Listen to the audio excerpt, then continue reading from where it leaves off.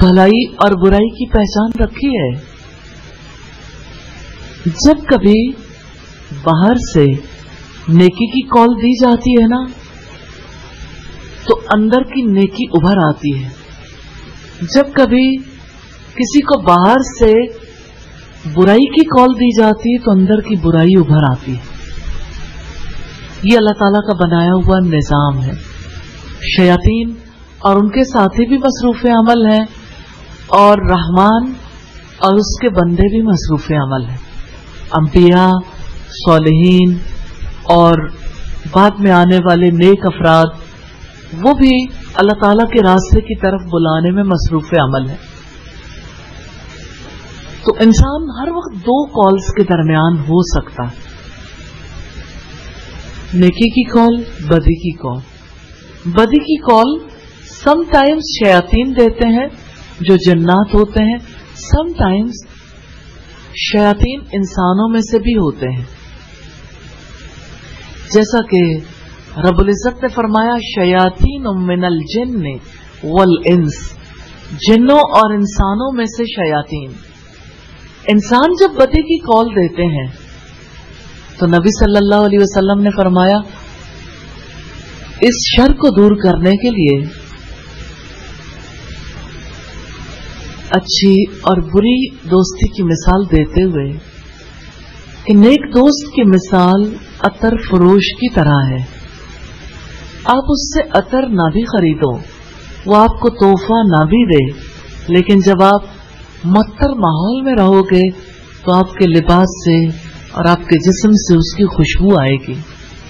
और बुरे दोस्त की मिसाल भट्टी झोंकने वाले की तरह है। कोई अपना लिबास स्याह करवाना नहीं चाहता, कोई नहीं चाहता कि उसके लिबास को चिंगारियां जला दें, लेकिन जब कोई भट्टी झोंकने वाले के पास बैठेगा तो चिंगारी लिबास को जलाएगी और धुआं लिबास को स्याह कर देगा। तो इसका मतलब यह है कि इंसान जिस तरह के माहौल में रहता है उस माहौल से असर पजीर होता है। इसीलिए नबी सल्लल्लाहु अलैहि वसल्लम ने फरमाया, अलमरउ अला दीन खलीलिही, आदमी अपने दोस्त के दीन पर होता है। ये दोस्ती है। दोस्ती कभी बुलंद मकामात तक पहुंचा देती है और बुरे दोस्तों की दोस्ती इंसान को जलील और रुस्वा करवा के रख देती है। तो वो लोग जो बुरे दोस्तों के दरमियान रहते हैं उनका अकीदा भी मुतासिर होता है, क्योंकि बुरे दोस्त हर वक्त कुछ ना कुछ कहते हैं और इंसान की डिफॉल्ट सेटिंग्स में खराबी आती है। इंसान बुरे दोस्तों के कलाम से, उनकी गुफ्तगू से, उनके आमाल से मुतासिर होता है। तो वो लोग जो जादूगरों के पास जाते हैं उन्हें जादूगरों के बारे में भी जरूर जान लेना चाहिए। इस्लाम का मौक़िफ़ ये है, जादूगर वाजिबुल कत्ल है, यानी उसका कत्ल करना वाजिब है। लासे में किसी सोसाइटी में किसी जादूगर को जिंदा ना रहने दिया जाए। जो इंसानी जिंदगियों के कत्ल पर हर वक्त आमादा रहता है, जो बदकारी के काम करता और करवाता है, उसको जिंदगी का कोई हक नहीं है। इमाम इब्ने मुंज़िर फरमाते हैं, कोई शख्स जब इस बात का इतराफ कर ले कि उसने ऐसे कलाम के साथ जादू किया है जिसमें कुफ्र पाया जाता है और वो उससे तौबा नहीं करता, तो उसे कत्ल कर देना वाजिब है। इसी तरह अगर दलील से बात साबित हो जाए कि उसने वाक़तन कुफ्रिया कलाम के साथ जादू का अमल किया है, तो उसे कत्ल कर देना जरूरी होगा। अगर उसने ऐसे कलाम के साथ जादू किया हो जिसमें कुफ्र नहीं पाया जाता, तो उसे कत्ल करना जायज नहीं होगा। हाँ, अगर जादूगर ने जादू के अमल से जानबूझकर दूसरे शख्स को ऐसा नुकसान पहुंचाया जिससे किसास वाजिब हो जाता है, तो उससे किसास लिया जाए, और अगर नुकसान से किसास लाजिम नहीं आता तो उससे दियत वसूल की जाएगी। ये तफसीर कुर्तुबी की रिवायत है वॉल्यूम 2 है, पेज 48। जादूगर वाजिबुल कत्ल है, और जादूगर जो जादू करता है और दूसरे को नुकसान पहुंचाता है तो किसास लेना वाजिब है, यानी जितना किसी का नुकसान पहुंचा उस नुकसान का बदला लेना वाजिब है। और अगर नुकसान से किसास लाजिम नहीं आता तो जादूगर से दियत वसूल की जाएगी, क्योंकि उसने एक जिंदगी बर्बाद की है। ये कोई छोटी बात नहीं है। बजाला फरमाते हैं कि मैं अहनफ बिन कैस के चचा इब्ने मुआविया का कातिब था।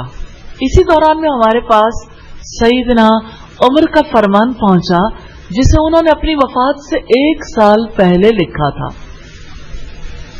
1 साल पहले सईदना उमर ने लिखा, हर जादूगर को कत्ल कर दो। सोचिए अगर ये हुक्म यहां आ जाए, हजारों लोग कत्ल हो जाए एक एक सिटी में, और पूरे पाकिस्तान में लाखों लोग कत्ल हो जाए जो जादू करते हैं। हर जादूगर को कत्ल कर दो। लिहाजा हमने एक ही दिन में 3 जादूगरों को कत्ल किया, और वो तो ऐसा दौर था जहां लोग अल्लाह ताला के बहुत करीब थे, इसी वजह से लोग जादू से बचते थे। ये अबू दाऊद की रिवायत है 3043 नंबर पर। सईदा हफ्सा के बारे में मनकूल है कि उन्होंने उस लौंडी के कत्ल का हुक्म दिया था जिसने उन पर जादू किया था, लिहाजा उसे कत्ल कर दिया गया। सईदा हफ्सा के बारे में आप जानती हैं, हफ्सा बिन्त उमर, नबी सल्लल्लाहु अलैहि वसल्लम की ज़ौजा मुताहरा,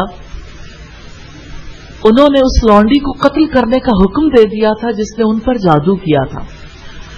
ये मुअत्ता की रिवायत है, मुअत्ता इमाम मालिक की 1672 नंबर पे। इमाम अहमद फरमाते हैं, जादूगर को कत्ल करना रसूलुल्लाह के 3 सहाबा सईदना उमर, सईदा हफ्सा, सईदना जंदब से साबित है। तफसीर इब्ने कसीर की रिवायत है, वॉल्यूम 1 है, पेज 144। यहां एक बात तवज्जो तलब है इस आयत के हवाले से। अल्लाह ताला ने फरिश्तों को जादू सिखाने के लिए मुतय्यन किया था, और जादू सीखना सिखाना हराम है। सवाल ये पैदा होता है क्यों? रब्बुल इज्जत ने फरमाया, वमा उनज़िला अलल मलकैनि बिबाबिल हारूत व मारूत, और जो बाबुल शहर में, क्या आप जानते हैं बाबुल कहां पे है? कौन बताएगा जी? इराक में है। तो जो बाबुल शहर में 2 फरिश्तों हारूत और मारूत पर नाजिल किया गया, यहूदियों ने उस जादू की पैरवी की जो इराक के शहर बाबुल में 2 फरिश्तों हारूत और मारूत पर नाजिल किया गया था। उन फरिश्तों को अल्लाह ताला ने अपने बंदों की आजमाइश के लिए नाजिल किया था। ये फरिश्ते लोगों को जादू सिखाते थे। सोचें, फरिश्ते जिन्होंने कभी कोई गुनाह नहीं किया, वो लोगों को जादू सिखाते थे, तो क्या जानने की जरूरत नहीं है कि फरिश्ते क्यों जादू सिखाते थे? अल्लाह ताला ने उन्हें जादू सिखाने का हुक्म क्यों दिया था? बात यह कि हर शख्स उसी चीज की तरफ माइल होता है जिस तरफ उसकी रग़बत होती है। बनी इसराइल को जादू से रग़बत थी और अल्लाह के कलाम से रग़बत नहीं थी, इसलिए अल्लाह ताला ने उनके लिए जादू का रास्ता आसान कर दिया। जो वो चाहते थे उस सबब को पैदा कर दिया। ये उनकी चाहत थी, वो जादू सीखना चाहते थे, तो अल्लाह ताला ने उनके लिए जादू सीखना आसान कर दिया। रब्बुल इज्जत ने फरमाया, वमा युअल्लिमानी मिन अहदिन हत्ता यक़ूला इन्नमा नहनु फितनतुन फला तकफुर। हालांकि वो दोनों किसी एक को नहीं सिखाते थे जब तक वो ये ना कह देते कि हम यकीनन आजमाइश हैं, चुनांचे तू कुफ्र न कर। हारूत और मारूत इंसानों के वेल विशर थे, खैरखा थे, अल्लाह के हुक्म से जादू सिखाने आए थे। अल्लाह ताला ने लोगों के इम्तिहान के लिए हुक्म दिया था। किसकी रग़बत? जादू की तरफ है। फरिश्तों की आमद के बाद ये बात साबित हो जाने वाली थी। किसकी रग़बत कलाम की तरफ है ये भी खुल जाने वाला था। तो हारूत और मारूत इंसानों से खैरखाही करते थे। उस वक्त तक कोई चीज नहीं सिखाते थे जब तक ये वाज़ेह न कर देते कि हम आजमाइश हैं, आप कुफ्र न करो। यानी वो जादू सीखने से रोकते थे, उन्हें जादू की हकीकत से आगाह करते थे कि जादू हक नहीं कुफ्र है। अब आप देखें कि एजुकेट करने के लिए पैगंबर तो मौजूद थे, एजुकेट करने के लिए अल्लाह ताला की किताब भी मौजूद थी, एजुकेट करने के लिए अल्लाह ताला ने फरिश्तों को भी भेज दिया कि फरिश्ते लोगों को बता दें जो खुद जादू सिखाने वाले कि जादू ना सीखो, जादू सीखना कुफ्र है। जादू तो शैतान भी सिखाते थे और जादू फरिश्ते भी सिखाते थे। शैतान के जादू सिखाने का क्या मकसद था और फरिश्तों का मकसद क्या था, दोनों को देखने की जरूरत है। शैतान इसलिए जादू सिखाते थे कि लोग गुमराह हो जाएं, और फरिश्ते आजमाइश के लिए जादू सिखाते थे, इम्तिहान के लिए। तो यहूदी उस जादू के पीछे लगे जिसके लिए शयातीन ने उन्हें कायल किया था और फरिश्तों ने उसे सिखाया था। यहां जो बात आई है ना, वत्तबऊ मा तत्लु शयातीन, और वो पीछे पड़ गए उस चीज के जो शयातीन तिलावत करते थे, जो शयातीन पढ़ते थे। अब मामला और ज्यादा बिगड़ गया है, क्योंकि अल्लाह ताला ने फरिश्ते भी भेज दिए कि लो तुम जादू सीखना चाहते हो तो फिर परफेक्ट जादू सीखो, ऐसा जादू सीखो कि जिसमें एरर ही ना हो, खता का चांस ही ना हो। तो यहूदी उस जादू के पीछे लग गए जिसके लिए शयातीन ने उन्हें कन्विंस किया था, कायल किया था, और फरिश्तों ने उन्हें सिखाया था। और अजीब बात है, जब वो जादू सीखने लगे तो उन्होंने वो सारे उलूम छोड़ दिए जो अंबिया लेकर आए थे। कैन यू इमेजिन, कोई किताब का इल्म हासिल करे, कोई अल्लाह ताला की रहनुमाई के मुताबिक जितने उलूम है सबको हासिल करे, और एक चीज उसे ऐसी मिल जाए जिसमें उसका जी लगता हो, और वो सारी किताबें, सारे उलूम फेंक दे। तो वो शयातीन की तरफ रागिब हो गए थे। इस आयत से जादू सीखने के कुफ्र होने पर भी इस्तिदलाल किया गया है। इस हदीस को भी इस्तिशहाद में पेश किया गया है, जिसे हाफिज अबू बकर बज़ार ने सईदना अब्दुल्ला इब्न मसूद से रिवायत किया कि जो शख्स किसी काहिन या जादूगर के पास जाए और उसकी बात की तस्दीक करे तो उसने उस दीन और शरीयत के साथ कुफ्र किया जिसे मोहम्मद सल्लल्लाहु अलैहि वसल्लम पर नाजिल किया गया है। ये रिवायत तारीख बगदाद की है और इस हदीस की सनद सही है। इसके और भी बहुत से शवाहिद हैं।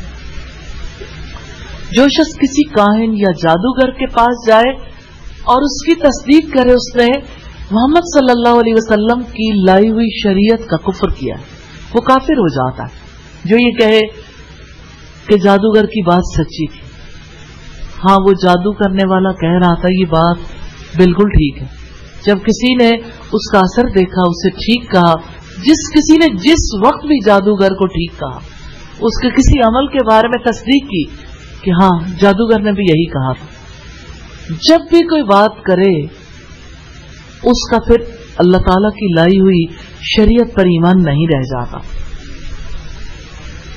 यहां यह भी देखने की जरूरत है कि यहूद जादू सीखते थे, सीखते क्या थे, किस पर जादू करना चाहते थे, जादू के जरिए से क्या सीखते थे। रब्बुल इज्जत ने फरमाया फयतअल्लमून मिनहुमा मा युफर्रिकून बिही बैनल मर्इ व ज़ौजिही, वो उन दोनों से वो चीज सीखते थे जिससे शौहर और उसकी बीवी में जुदाई डालते थे। यहूद जादू के जरिए से शौहर बीवी में जुदाई डालना सीखते थे। भला ये भी कोई काम है जिसके लिए اللہ تعالیٰ کو، اس کے رسولوں کو، اس کے فرشتوں کو، اس کی کتابوں کو، آخرت کی کامیابی کو، سب کچھ چھوڑ دیا جائے کہ فلاں میاں بیوی آپس میں نفرت کرنے لگ جائیں، رشتہ ختم کروانے کے لیے، رشتے توڑنے کے لیے جادو سیکھا جاتا ہے۔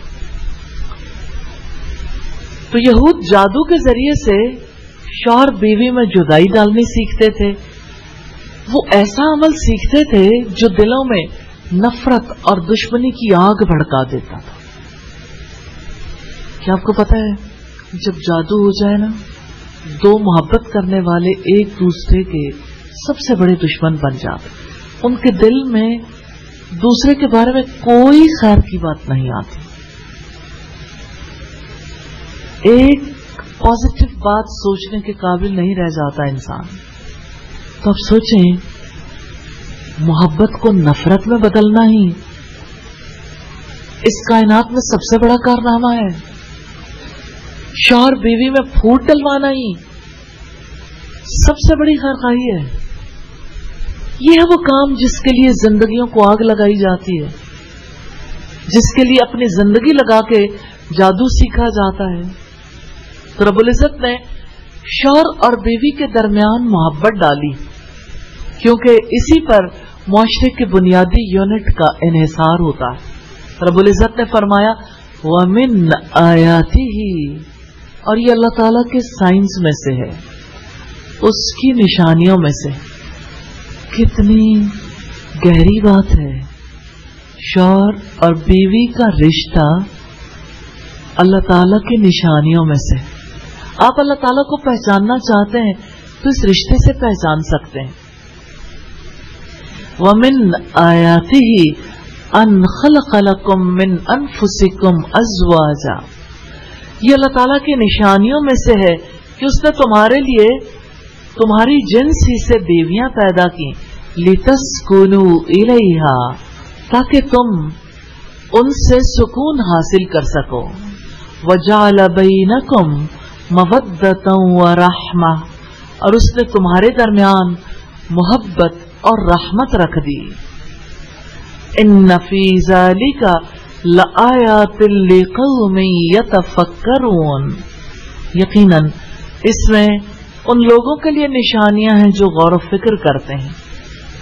تو یہود کی شوہر اور بیوی میں جدائی ڈالنے کی کوششیں ہیں، کس چیز کو انڈیکیٹ کرتی ہیں؟ اخلاقی زوال کو، معاشرتی زوال کو، کیونکہ ازدواجی تعلق کی درستگی انسانی تمدن کی روٹ ہے، جڑ ہے۔ کوئی معاشرہ خاندانی نظام کی کامیابی کے بغیر زیادہ مدت تک ایگزسٹ نہیں کر سکتا۔ اس معاشرے کے قیام، اس کی بقا کے راستے میں جو چیز حائل ہے وہ شوہر اور بیوی کے رشتے میں دراڑ ہے۔ اور اب سوچئے دنیا میں اس رشتے کو خراب کرنے کے لیے کس قدر کوششیں جاری ہیں۔ بدترین ہے وہ شخص، اسے انسان کہلوانے کا بھی حق نہیں ہے، جو شوہر اور بیوی کے تعلق کو کاٹنے کی کوشش کرے۔ شوہر بیوی میں جدائی ڈالنا شیطانی کام ہے۔ رسول اللہ صلی اللہ علیہ وسلم نے فرمایا، ابلیس اپنا تخت پانی پر رکھتا ہے، پھر اپنے لشکروں کو عالم میں فساد کرنے بھیجتا ہے، یعنی پوری دنیا میں اس کے ایجنٹس، اس کے چیلے پھیل جاتے ہیں۔ سو اس سے مرتبے میں زیادہ قریب وہ ہوتا ہے جو بڑا فساد ڈالے۔ کوئی شیطان ان میں سے آ کر کہتا ہے میں نے فلاں فلاں کام کیا، یعنی فلاں سے چوری کروائی، فلاں کو شراب پلوائی، فلاں ماں باپ اور اولاد میں آپس کے تعلقات خراب کیے۔ شیطان ہر ایک کو کہتا تو نے کچھ بھی نہیں کیا، یہ کوئی کام ہے، تم نے کچھ نہیں کیا۔ پھر کوئی آ کر کہتا ہے میں نے فلاں کو نہ چھوڑا یہاں تک کہ ان میں جدائی کرا دی، یعنی اس میں اور اس کی بیوی میں، تو اس کو شیطان اپنے پاس کر لیتا ہے کہ ہاں تو نے بڑا کام کیا ہے۔ آمش نے کہا شیطان اس کو اپنے ساتھ چمٹا لیتا ہے، گلے لگا لیتا ہے۔ مسلم کی 2813 نمبر روایت. حقیقت یہ کہ اللہ تعالیٰ کا فیصلہ ہر چیز سے بڑھ کر ہے اور اس کا فیصلہ ہے وَمَا هُمْ بِضَارِّينَ بِهِ مِنْ أَحَدٍ إِلَّا بِإِذْنِ اللَّهِ. حالانکہ اس کے ساتھ اللہ تعالیٰ کے اذن کے بغیر اس میں سے کسی ایک کو بھی ہرگز نقصان پہنچانے والے نہیں تھے. جادو سے اللہ تعالیٰ کے حکم سے نقصان پہنچ جاتا ہے اور اس کی قضا اور ارادے کے بغیر کوئی کسی کو نقصان نہیں پہنچا سکتا. اگر اللہ تعالیٰ کا ارادہ نہ ہو تو کسی پہ جادو اثر نہیں کرتا. ہوتا اس کی تقدیر سے ہے. وہ جس پر چاہے جادوگروں کو مسلط کر دے اور جسے چاہے ان سے بچا لے. اللہ تعالیٰ ہم سب کو بچا لے. دوسری بات ہے جادو اللہ تعالیٰ کے اذن سے نقصان دیتا ہے. اذن کی دو قسمیں ہیں. اذن قدری جو اللہ تعالیٰ کی مشیت سے متعلق ہے جیسا کہ فرمایا اس آیت میں, اور اذن شرعی جیسا کہ پچھلی آیت میں ہم نے دیکھا البقرہ 97 میں قل من کان عدوا لجبریل فإنه نزله على قلبك بإذن الله مصدقا لما بين يديه وهدى وبشرى للمؤمنین. اس آیت میں دیکھیے گا علی قلبک بإذن اللہ. بإذن اللہ, اللہ کے اذن کے بغیر نہ کوئی نیک کام ہو سکتا ہے نہ برا, نہ کسی کو بھلائی پہنچ سکتی ہے نہ شر. ایسی ہی آیات سے ظاہر ہوتا ہے کہ اسباب کی قوت تاثیر خواہ کتنی ہی زیادہ کیوں نہ ہو وہ ہر حال میں اللہ تعالیٰ کی تقدیر کے تابع ہوتے ہیں, قضاء و قدر کے تابع ہوتے ہیں. ان کی مستقل تاثیر نہیں ہوتی. اور بندوں کے کاموں میں امت کے فرقوں میں کوئی بھی اس اصول کی مخالفت نہیں کرتا سوائے قدریہ کے. قدریہ سمجھتے کہ اسباب کی تاثیر مستقل ہوتی اور وہ مشیت الہی کے تابع نہیں ہوتے. چنانچہ انہوں نے بندوں کے افعال کو اللہ تعالیٰ کی قدرت سے خارج کر دیا. اس طرح وہ کتاب اللہ, سنت رسول اور اجماع صحابہ اور تابعین کی مخالفت کے مرتکب ہوئے. سادہ سی بات جو ہمیں دیکھنی ہے اس ساری گفتگو کے بعد وہ یہ کہ کیا جادو اثر کرتا ہے؟ اللہ کے اذن کے بغیر تو نہیں. اللہ تعالیٰ نے ہر چیز کو دو طرح سے پیدا کیا. سنویت ہے, کائنات کی ہر چیز میں ماں سوائے اللہ تعالیٰ کی ذات کے. سنویت سے جانتا ہے کیا مراد ہے؟ اللہ تعالیٰ نے ہر چیز کا جوڑا بنایا. مثال کے طور پر خوشی کا جوڑا کیا ہے؟ غم. امید کا جوڑا کیا ہے؟ نا امیدی. صبح کا جوڑا کون سا ہے؟ رات کا جوڑا کون سا ہے؟ اور یہ بتائیے کہ مرد کا جوڑا کون سا ہے؟ جوڑا جوڑا ہے نا ہر چیز. مزاجوں میں بھی جوڑے ہوتے ہیں. اللہ تعالیٰ نے ہر چیز کو جوڑے پر پیدا کیا. مثبت خصوصیات بھی ہوتی ہیں کسی چیز میں اور منفی بھی. کسی چیز کا منفی پہلو غالب ہو, کیا یہ ممکن ہے؟ تو ہاں ایسا ہے. جیسے جادو منفی ہے تو اس کے اثرات بھی اسی طرح ہوتے ہیں جیسے زہر کے جس کو کھانا حرام ہے. یعنی اگر آپ زہر کھاتے ہیں اثر ہوتا ہے, تو اسی طرح سے جب جادو کیا جاتا ہے اثر ہوتا ہے. تو جیسے زہر آنکھوں سے نظر آتا ہے لیکن جادو ہوتا ہوا نظر نہیں آتا, لیکن جادو کا اثر ہو جاتا ہے.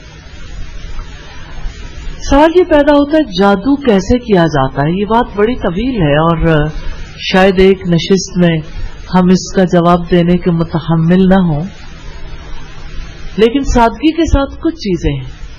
جادو ایسے گروہ, ایسے دم اور الفاظ کا نام ہے جن میں بولا جائے یا لکھا جائے یا جادوگر ایسا عمل کرے جس سے اس شخص کا بدن یا دل یا عقل متاثر ہو جائے جس پر جادو کرنا مقصود ہو، اور جادو واقعتاً اثر رکھتا ہے۔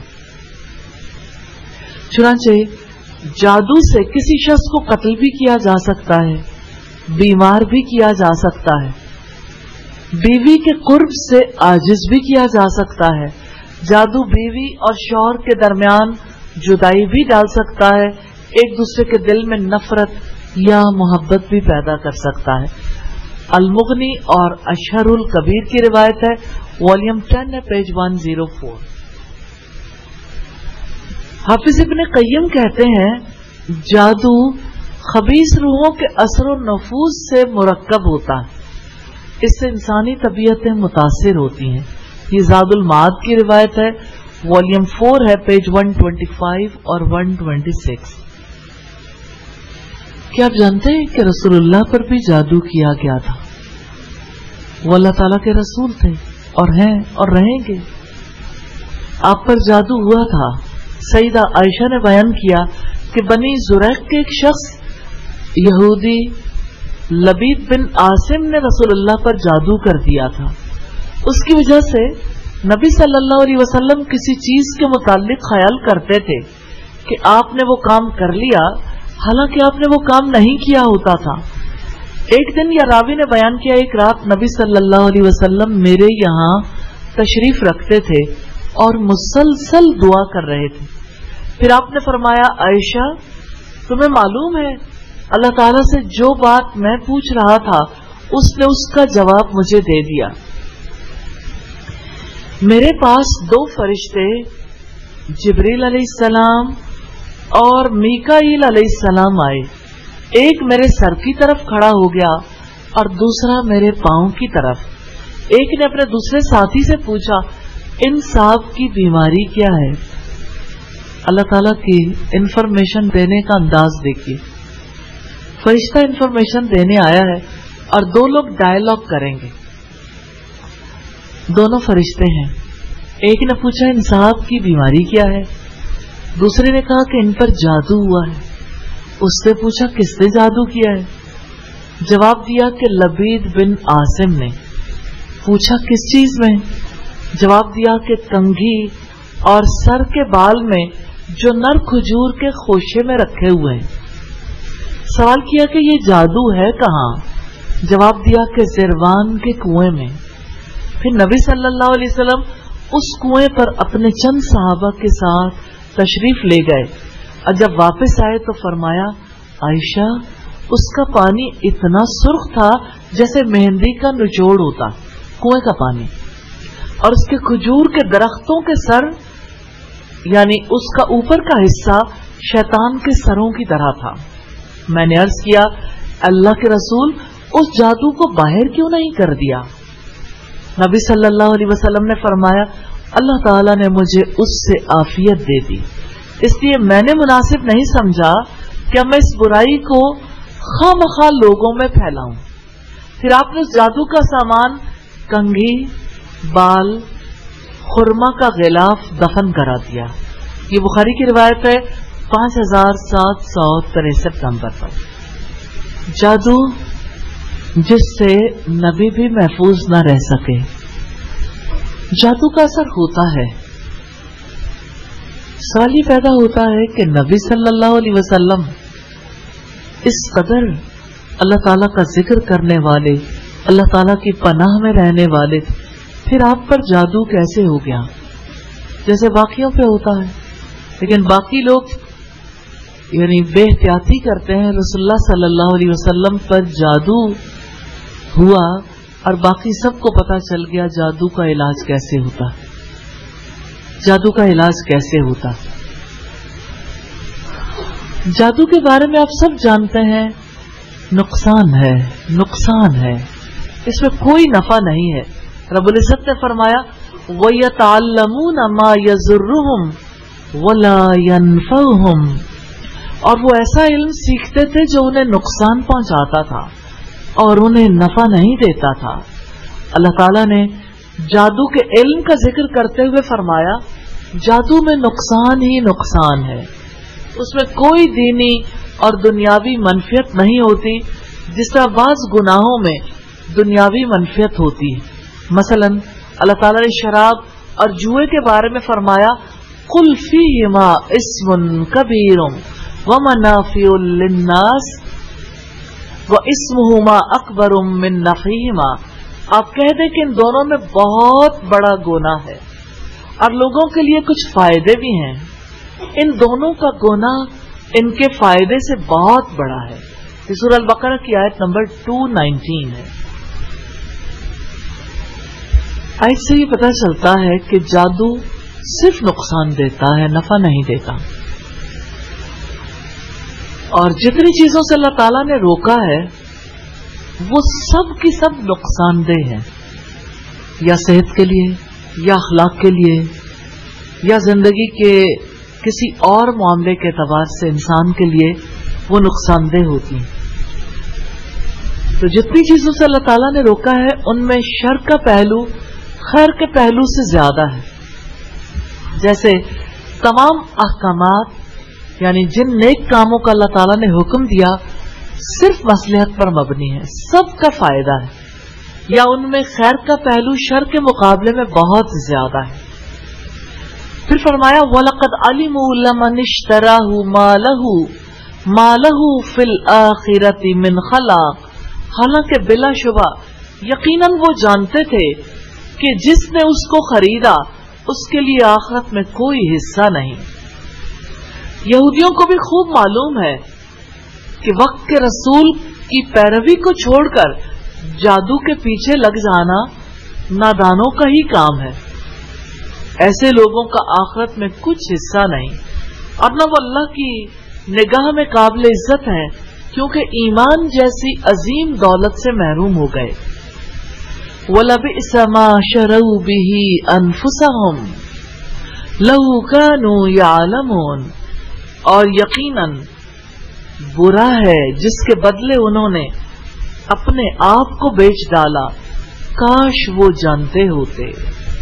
یعنی دین چھوڑ کر جادو اختیار کرنا بدترین روش ہے، اور اس کا اتنا بھاری نقصان ہے جس کی کوئی حد نہیں۔ کاش انہیں اس نقصان عظیم کا یقین ہوتا یا اللہ تعالیٰ کی نصیحتوں پر ہی ایمان ہوتا۔ سیدنا امام مالک فرماتے ہیں جادوگر جو جادو کا عمل کرتا ہو اور کسی نے اس پر جادو کا عمل نہ کیا ہو، اس کی مثال اس شخص کی سی ہے جس کے بارے میں اللہ تعالیٰ نے فرمایا حالانکہ بلا شبہ وہ جانتے تھے کہ جس نے اس کو خریدا اس کے لیے آخرت میں کوئی حصہ نہیں۔ یہ روایت موطا کی ہے۔ تو ہم نے یہ دیکھا کہ جادو سیکھا جاتا ہے، جادو کا اثر ہوتا ہے۔ ہم نے یہ بھی دیکھا کہ جادو سیکھنے کے لیے یہود کوششیں کرتے تھے، تو اللہ تعالیٰ نے یہود کے لیے آسانی کر دی، 2 فرشتوں کو بھیج دیا جس سے لوگ اپنے نقصان کے لیے کچھ عملیات سیکھتے تھے۔ آج بھی یہ عملیات کا سلسلہ جاری ہے۔ کیا آپ جانتے ہیں جادو ٹونے کے عملیات کی کتابوں کی قیمت کیا ہے؟ آج کے دور میں ان کتابوں کی قیمت 100 روپے سے کم ہے، 25 روپے، 50 روپے، 75 روپے کی۔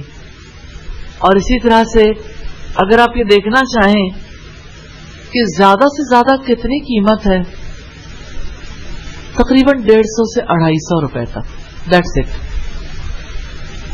اور کتابوں سے بھی لوگ یہ عملیات سیکھتے ہیں۔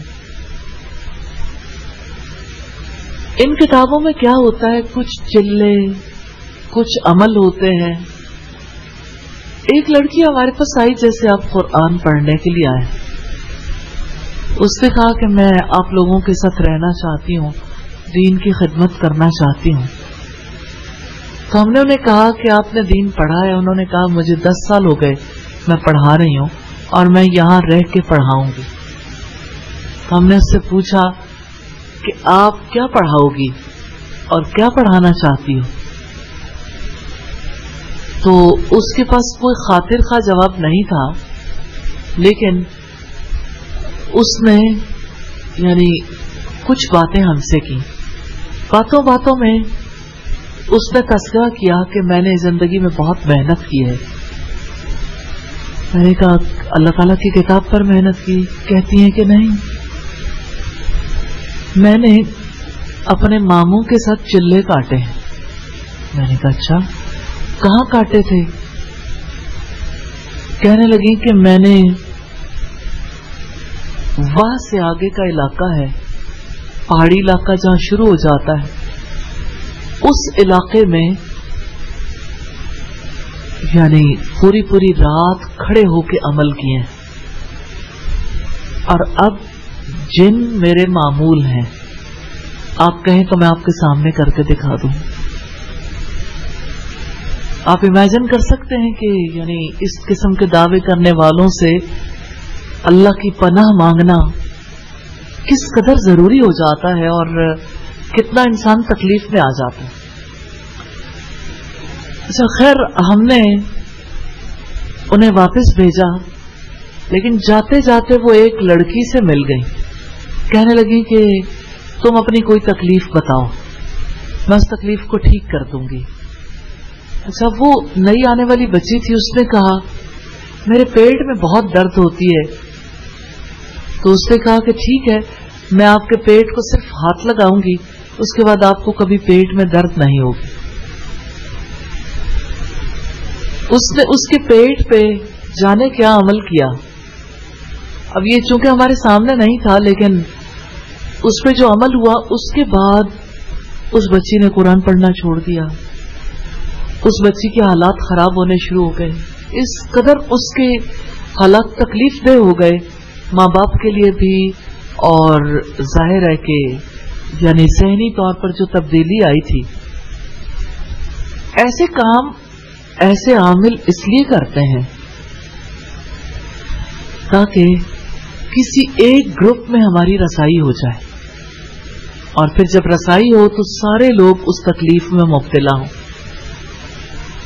اور آپ یہ دیکھیے کہ اس لڑکی سے اس کا سارا گروپ متاثر ہوا، اور متاثر ہونے والوں کو یہ ضرور جان لینا چاہیے اللہ کے اذن کے بغیر کوئی اثر نہیں ہوتا. جو اللہ تعالیٰ کی پناہ لے لے اسے کچھ نہیں ہوتا الحمدللہ. لیکن شیاطین کے عمل کرنے کا ایک انداز ہے، ہم اسے دیکھیں گے. ابھی ان کا انداز یہ ہے کہ جب کوئی خوفزدہ ہو جائے، یعنی خوف کی حالت میں ہو، جس کا دل گھبرا جائے، جو پریشان ہو، جو رونے لگ جائے، جس کو غصہ آ جائے، بس ایسا ہی موقع وہ تلاش کرتے ہیں. پھر شیاطین اس شخص کے اندر داخل ہو جاتے ہیں، پھر اس کی جان نہیں چھوڑتے. بہت ہی مشقت ہو جاتی ہے. تو اب سوچیں، ایسے لوگ بھی ہیں جو یعنی مدارس میں رہتے ہیں، دین پڑھاتے بھی ہیں اور ساتھ جادو بھی سیکھتے ہیں. اللہ تعالیٰ معاف کرے، واللہ عالم. لیکن بہرحال زندگیاں تباہ کرنے والے ایسے افراد کی کمی نہیں ہے، اور مرد نہیں، اب خواتین عامل بھی ہیں. آپ نے پڑھا ہوگا یہاں علی زیب روڈ پہ اور حسین چوک پہ لبرٹی کے پاس ایک خاتون کا نام لکھا ہوتا ہے جو یعنی فال نکالتی ہیں اور پتہ نہیں مختلف قسم کی چیزیں جو ہیں وہ اس بینر پر لکھی ہوتی. یلو کلر کا عام طور پر بینر ہوتا ہے. اسی طرح سے بہت ساری خواتین جو ہے وہ اس فیلڈ میں انٹر ہو گئی. جادو کا یہ سلسلہ ایسا ہے جس میں انسانوں کے لیے نفع نہیں ہے، نقصان ہے. اور اللہ پاک نے جو فیصلہ دیا وہ کتنا سچا ہے. جادوگر کبھی فلاح نہیں پاتے، کبھی کامیاب نہیں ہو سکتے. جادو کے ذریعے سے کسی ریاست کا حصول یا کسی کا تختہ پلٹ دینا ممکن نہیں ہے. جادو کے ذریعے سے کسی قسم کی بھلائی اور خیر کا سلسلہ ممکن نہیں ہے. ایک بار ایسا ہوا کہ کسی نے بتایا، جو خود بھی یہ عمل کرنے والے ہیں، یعنی جادو نہیں لیکن जैसे शरई तौर पर लोगों का इलाज करते हैं, तो उन्होंने ये बताया कि कोई साहब ऐसे हैं जो जिन्नात को अपना मामूल बनाते हैं।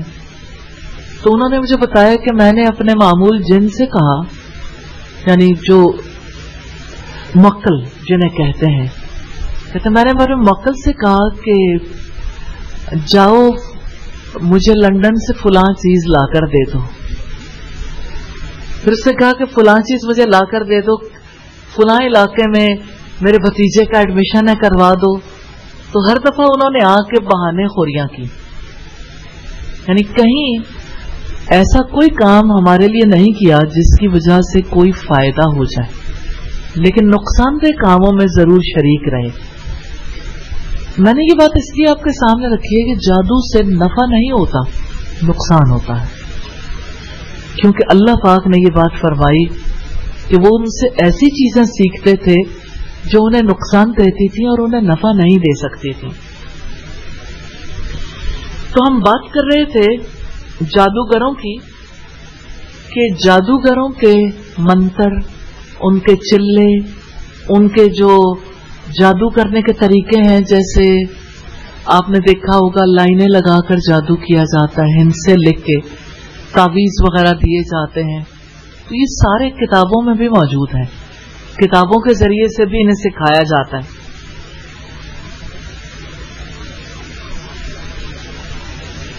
अलबत्ता ये जरूर है कि काले जादू का अमल किताब के जरिए से नहीं सीखा जा सकता, क्योंकि काले जादू के लिए बहुत सारे काम ऐसे करने पड़ते हैं जो काम महज लफ्जों से मुमकिन नहीं होते।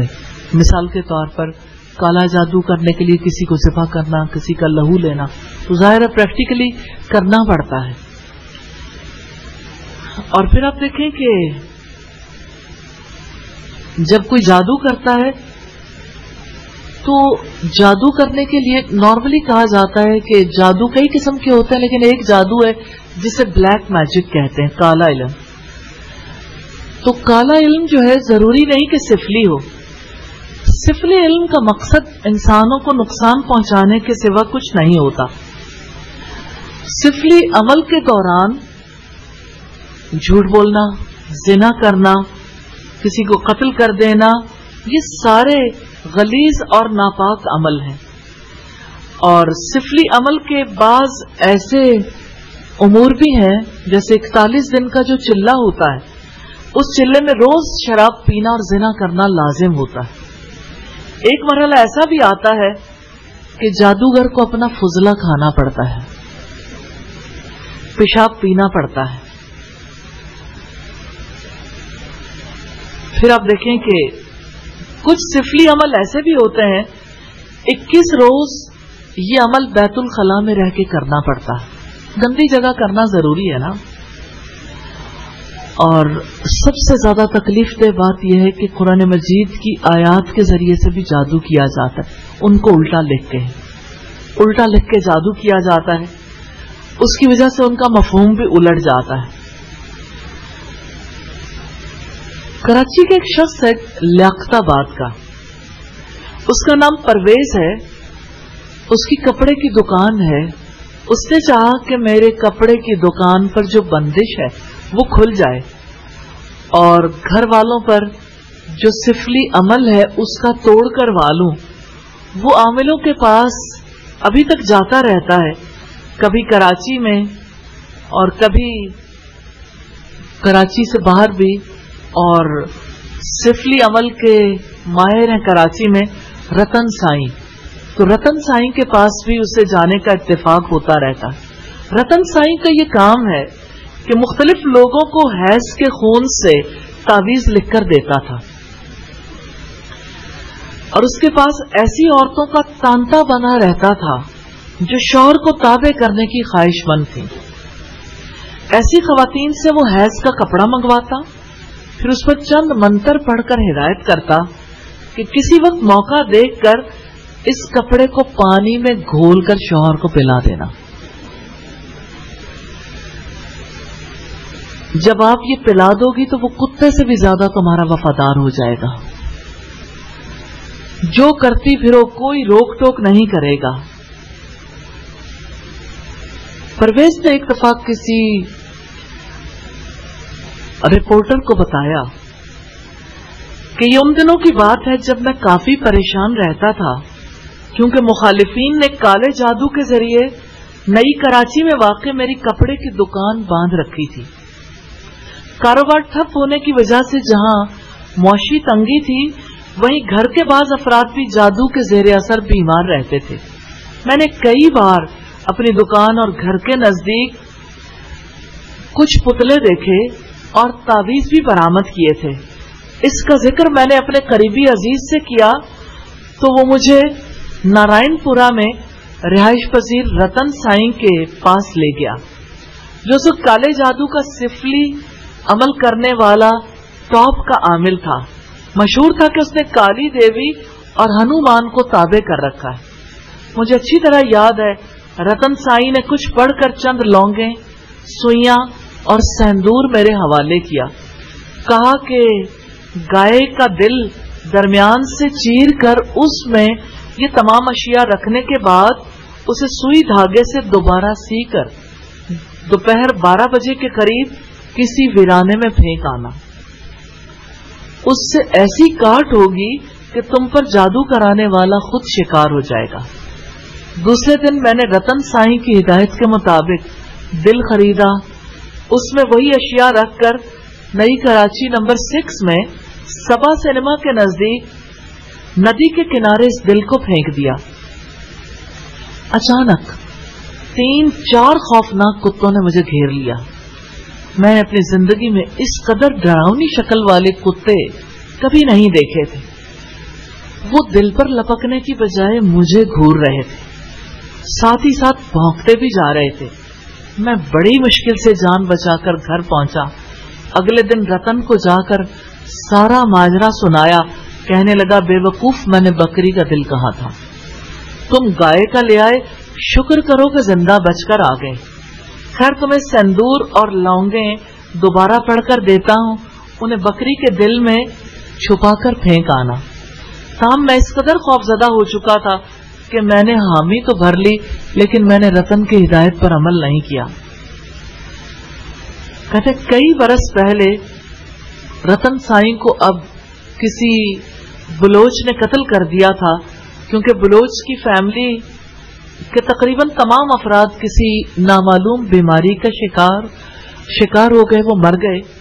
उसे शक था कि रतन साईं ने मुखालफों से भारी रकम लेकर उसके अहले खाना पर काला जादू और सिफली अमल करवाया था।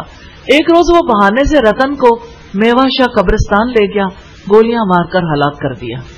इस तरह अपने जमाने का बदतरीन आमिल अपने अंजाम को पहुंचा। कहा जाता है कि रतन के नाम के बगैर कराची में काले जादू और सिफली अमल की तारीख मुकम्मल नहीं होती, और जादू टोने से वाबस्ता शायद ही कोई फर्द ऐसा हो जिसको उसके बारे में कोई इल्म ना हो।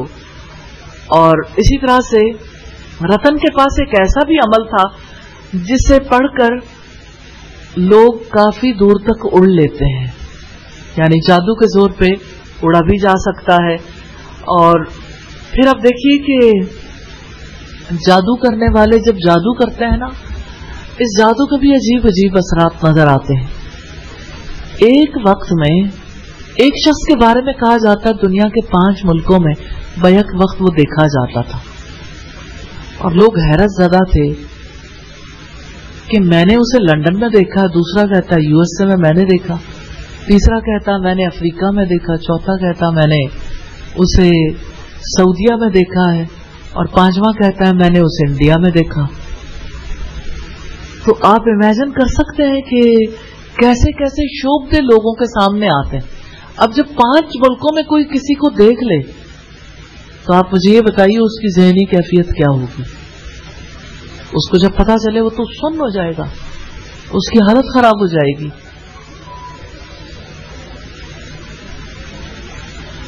औज़ु बिल्लाहि मिनश शैतानिर रजीम। तो आप ये देखिए कि फिर जादू करने वाले ऐसे जादू भी करते रहे शोभतों के जरिए से یہ دکھاتے تھے کہ 40 دن تک ایک ٹانگ پہ کھڑے ہو سکتے ہیں.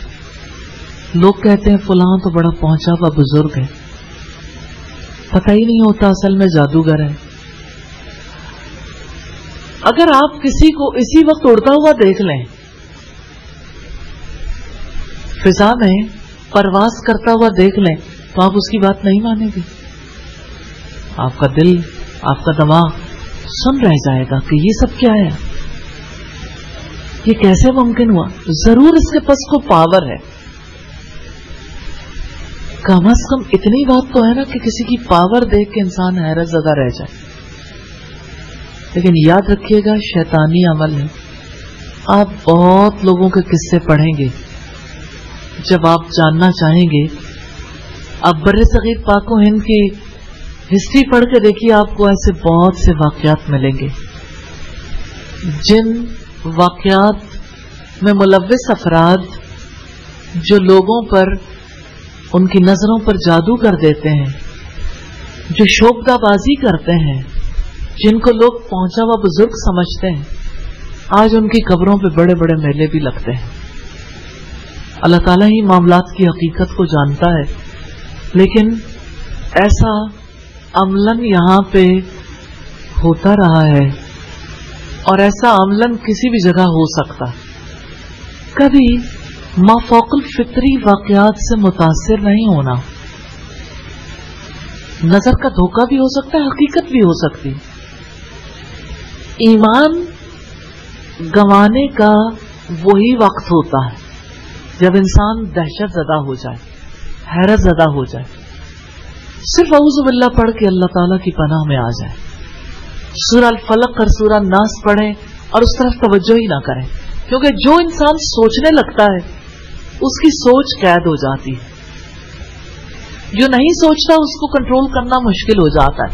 سپر برین بنے. آپ ایسا برین نہ بنے جس کو کوئی اور کنٹرول کر لے، جادو کے زور سے، منتر کے زور سے، یا کسی تعویذ کے زور سے. اللہ تعالیٰ کے سوا کسی کے پاس پاور نہیں ہے، کوئی قوت نہیں ہے. کسی پہ جادو کا اثر ہو گیا، وہ جادو کا اثر بھی ریموو ہو سکتا ہے اللہ تعالیٰ کے فضل و کرم سے. اللہ تعالیٰ پر یقین کر لیں، اللہ تعالیٰ کے سوا کسی کے پاس کوئی قوت نہیں. اس نے خود فرمایا ان القوت للہ جمیعا، بے شک قوت ساری کی ساری اللہ تعالیٰ کے لیے ہے. تو جادوگر عمل کریں، جادوگر کافر ہو جائیں، جادوگر واجب القتل قرار دیے جائیں، جادوگر لوگوں کو نقصان پہنچائیں. اس نقصان سے بچنے کے لیے اللہ کے رسول صلی اللہ علیہ وسلم نے طریقہ سکھایا. کیا آپ جانتے ہیں کہ حضرت جبریل علیہ السلام کو اللہ تعالیٰ نے آسمانوں سے بھیجا تھا اور انہوں نے معوذتین سکھائی تھی، 2 پناہ والی صورتیں. اور عام طور پر اگر لوگوں کو دیکھیں تو لوگ بے یقینی میں مبتلا ہو جاتے ہیں. اچھا یہ صورتیں پڑھ کے جادو چلا جائے گا، یہ صورتیں پڑھ کے جادو چلا جائے گا. اب سوچے وہ صورت کیا ہے. قل اعوذ برب الفلق، کہہ دو میں پناہ مانگتا ہوں صبح کے رب کی. جانتے ہیں اندھیرے کی گود سے صبح کو پھوڑ کر نکالتا ہے.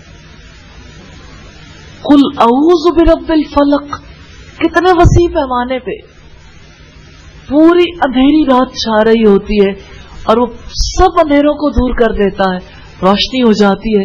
تو جو رب اندھیری رات سے روشنی نکال سکتا ہے وہ مجھے میرے مشکل حالات سے نہیں نکالے گا، وہ مجھے برے اثرات سے نہیں بچائے گا. جو رب مکھی کے پیڑ سے شہد نکال سکتا ہے وہ رب میرے برے حالات، میری مشکلات سے نکال کر مجھے اچھے حالات میں نہیں لے جائے گا، ضرور لے جائے گا. بات یقین کی ہے.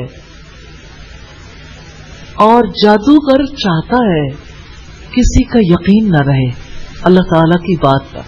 جو جادو پر یقین رکھتے ہیں وہ بھی اس یقین کو ختم کرنا چاہتے ہیں. اسی لیے ہم آج کی اس نشست میں دیکھ رہے ہیں اللہ پاک کے فرمان کو.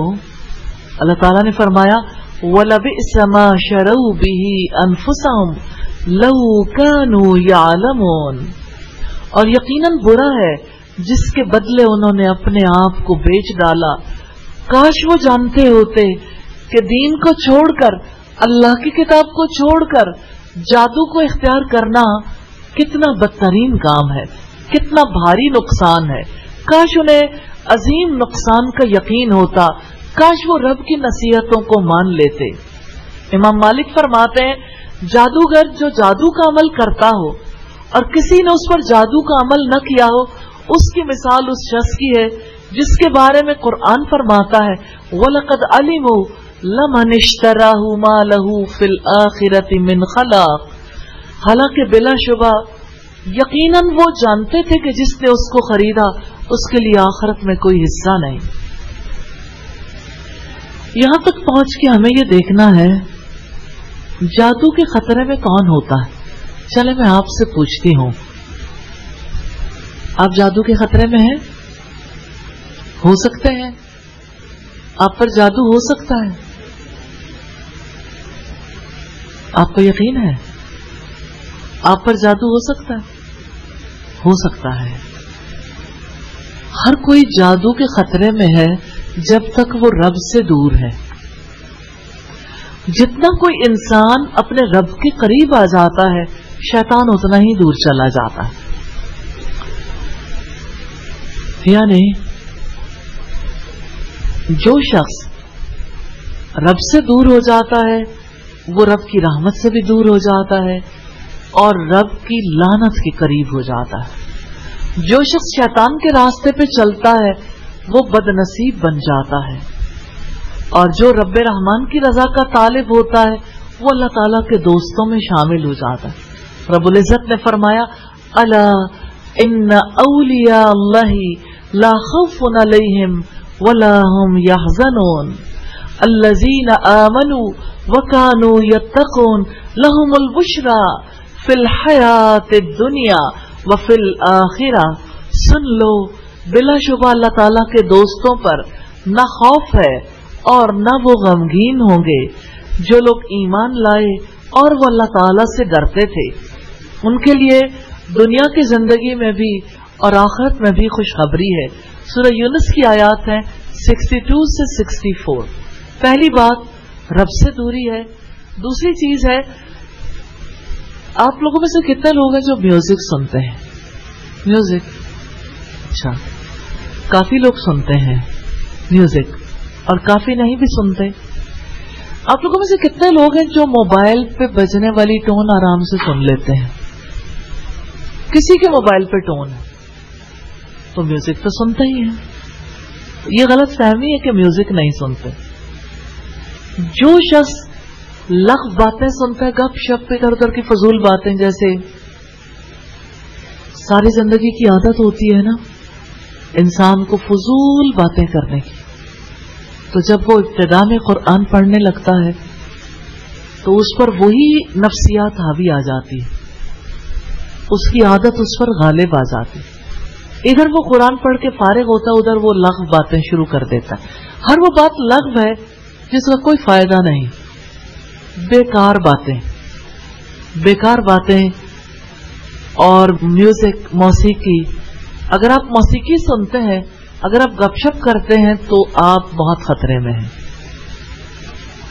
اسی طرح جب کوئی اللہ تعالیٰ کے ذکر سے غافل ہوتا ہے، آپ لوگوں میں سے کتنے لوگ ہیں جو اللہ تعالیٰ کا ذکر کرتے ہیں؟ الحمدللہ، جو اللہ کا ذکر کرتا ہے وہ اللہ کے قریب ہو جاتا ہے، لیکن دور ہونے والے کاموں سے بھی بچنا چاہیے۔ جب کوئی اللہ تعالیٰ کی حرام کردہ چیزیں دیکھتا ہے، جیسے وہ تمام مشغولیات جس کی وجہ سے رب یاد نہیں رہتا، جن سے اللہ تعالیٰ نے روکا ہے، حرام چیزیں دیکھنے میں اللہ تعالیٰ کی روکی ہوئی تمام چیزیں شامل ہیں۔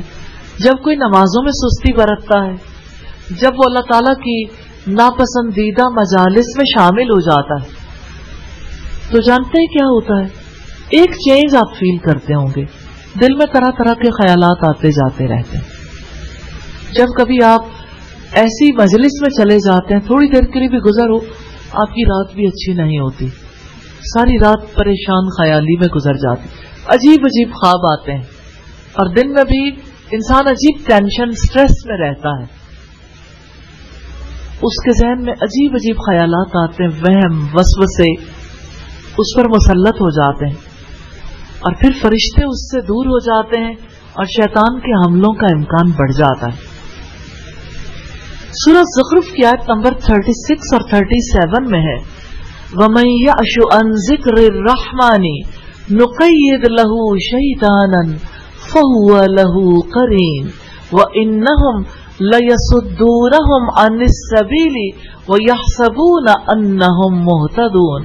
بڑی اہم بات ہے، اور جو شخص رحمان کے ذکر سے اندھا بن جاتا ہے ہم اس کے لیے ایک شیطان مقرر کر دیتے ہیں، چنانچہ وہی اس کا ساتھی بن جاتا ہے، اور بلا شبہ یقیناً وہ انہیں ضرور راہ حق سے روکتے ہیں، اور وہ سمجھتے ہیں کہ یقیناً وہ سیدھے راستے پر چلتے ہیں۔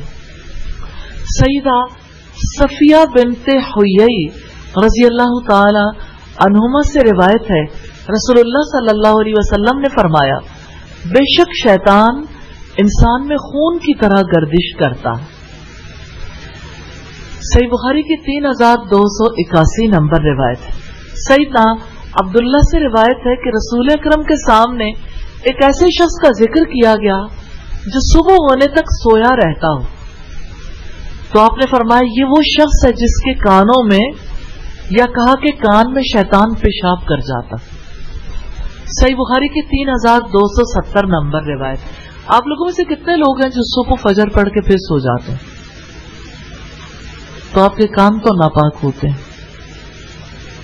جو اللہ کے رسول نے فرمایا وہ سچ ہے، اس میں کوئی جھوٹ نہیں ہے، کبھی جھوٹی بات آپ کہہ ہی نہیں سکتے، اور آپ کبھی اس طرح سے نہیں کہتے تھے جیسے کوئی ماں اپنے بچے کو کہتی ہے۔ ایک بار ایسا ہوا کہ ایک خاتون نے اپنے بچے کو بلایا رسول اللہ کے سامنے، اسے کہا کہ تم میرے پاس آؤ گے میں تمہیں کھجور دوں گی، تو آپ صلی اللہ علیہ وسلم نے اس سے پوچھا تمہارے پاس کھجور ہے؟ تو اس نے کہا کہ ہاں۔ آپ نے فرمایا اگر تمہارے پاس نہ ہوتی تو یہ جھوٹ ہوتا۔